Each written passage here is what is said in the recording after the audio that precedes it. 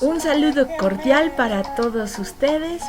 Vamos a proseguir con el avance de la materia de neumatología para ver lo referido al pecado contra el Espíritu Santo. Es un tema bastante importante que merece bastante reflexión bíblica y teológica. Vamos a ver que básicamente existe tres categorías de este pecado. La primera es la blasfemia contra el Espíritu Santo.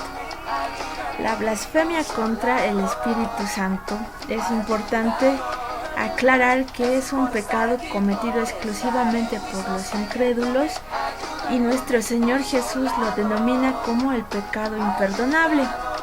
Es un pecado imperdonable justamente porque a la persona que lo realiza automáticamente ingresa a una condenación eterna, porque al rechazar el testimonio de Cristo, entonces actúa de una manera de autocondenación, ya que no tiene opción para poder acceder a la salvación. Entonces, la blasfemia contra el Espíritu Santo es el rechazo total e irrevocable de Jesucristo. Recordemos Hechos 7:51, duros de cerviz. Vosotros resistís siempre al Espíritu Santo. Entonces está hablando a aquellas personas de corazón duro, perverso, que rechazan el testimonio del Espíritu Santo acerca de Cristo. Este es un pecado que su consecuencia es justamente indefinida, ya que se prolonga de manera constante y lleva a la condenación eterna, y consiste en rechazar la verdad sobre Cristo.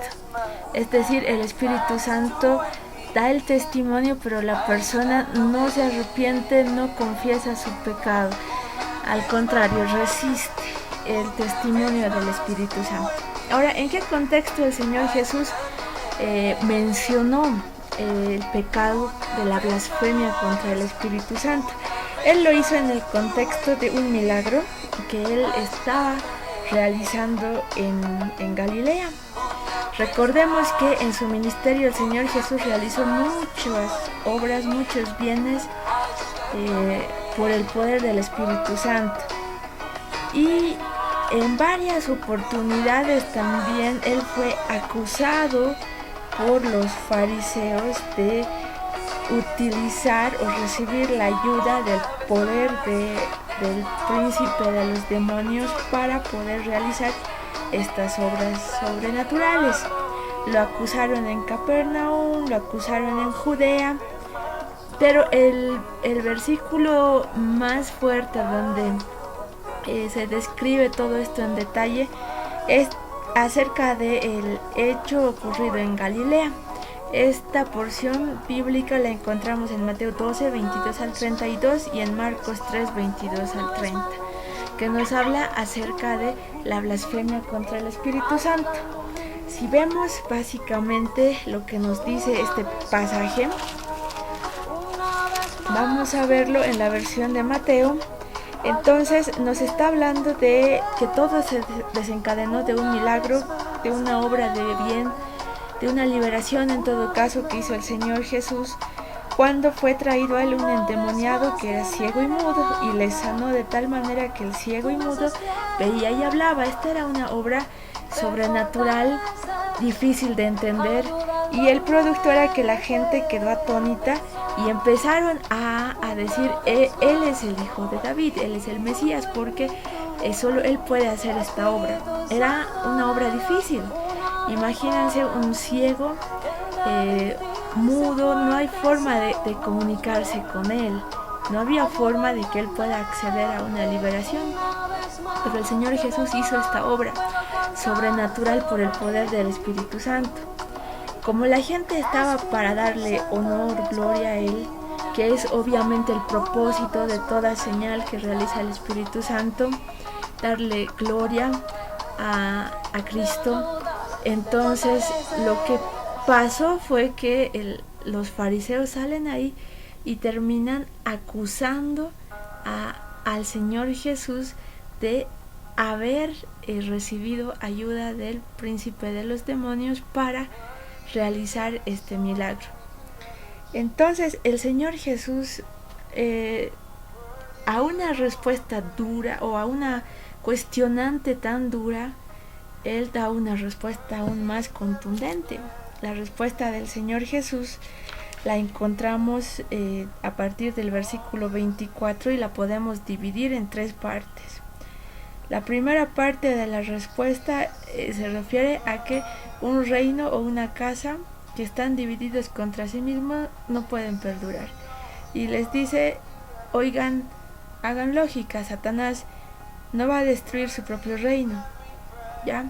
Entonces, simplemente tengan un poco de coherencia en lo que están hablando. En segundo lugar, les dice, esta acusación realmente perversa, porque eso revelaba el corazón de los fariseos, es una acusación perversa, pero a la vez es absurda, porque en ese contexto los fariseos reconocían que también se practicaba la liberación en aquel entonces.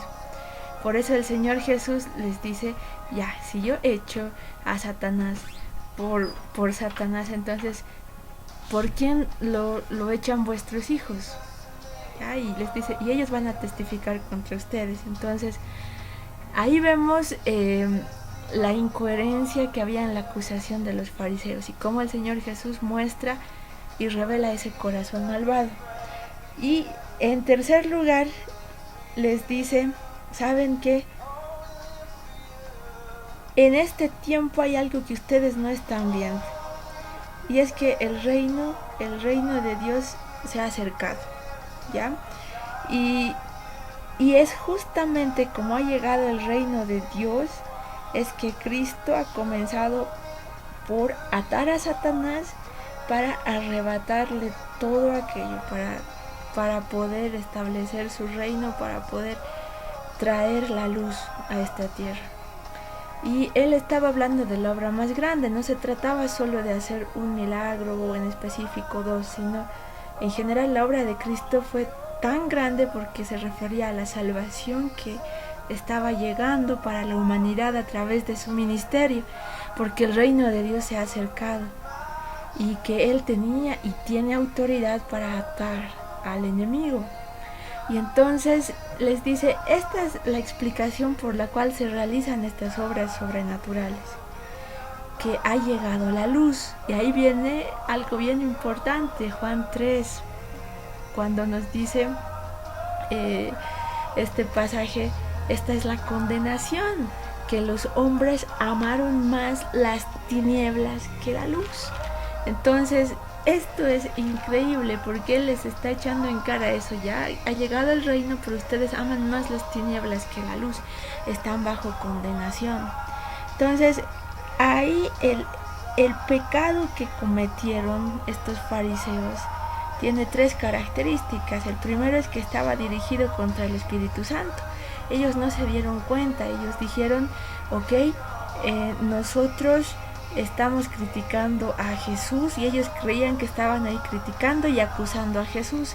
Lo que ellos no captaron es que estaban en realidad acusando al Espíritu Santo, que estaban blasfemando contra el Espíritu Santo, que estaban teniendo esa actitud dura y malvada contra el Espíritu Santo.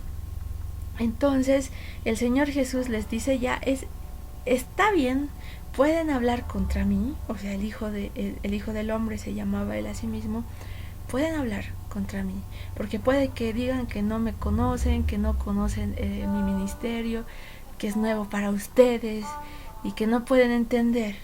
Pero ¿saben una cosa, fariseos? Ustedes ya conocen al Espíritu Santo y lo conocieron desde siempre como nación.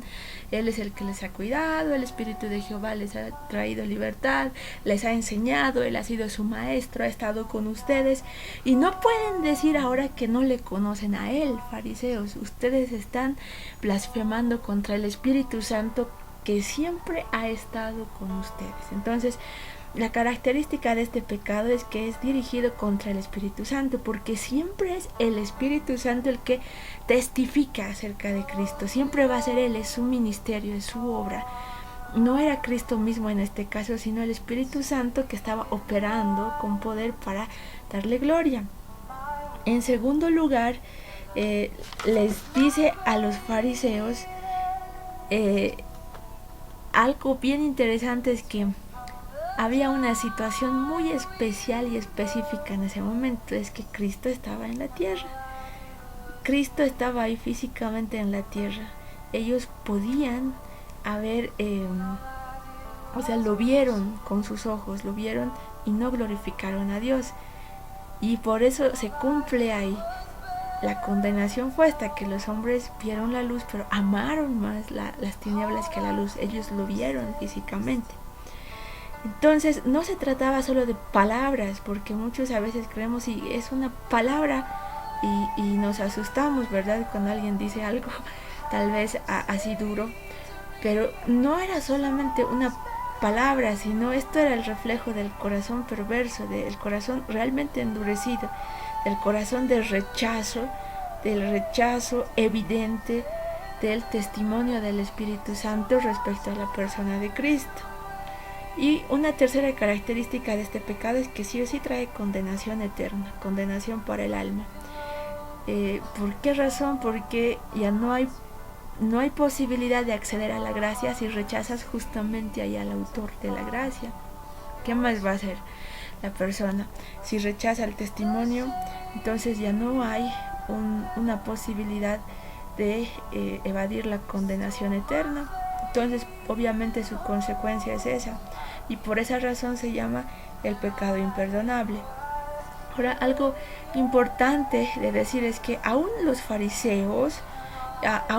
fariseos perversos de corazón, el Señor Jesús les da una oportunidad. En el versículo 30 Él les dice ya, a ver, pónganse de este lado. Él les dice, el que no está conmigo contra mí es, el que no recoge conmigo desparrama. Pero a ver, ustedes pónganse a mi lado, maestros de la ley, pónganse a mi lado. Entonces esto es una invitación. Es una invitación para los mismos fariseos que tan tenazmente se oponían, pero que él decía, a ver, pónganse a mi lado, entonces vamos a poder estar trabajando por lo mismo. Alíñense, fariseos, y les da esa invitación.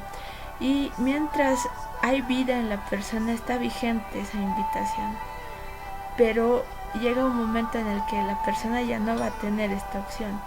Y ahí obviamente, al haber resistido el testimonio del Espíritu Santo, al haber endurecido su corazón, obviamente va a estar sujeto a una condenación eterna.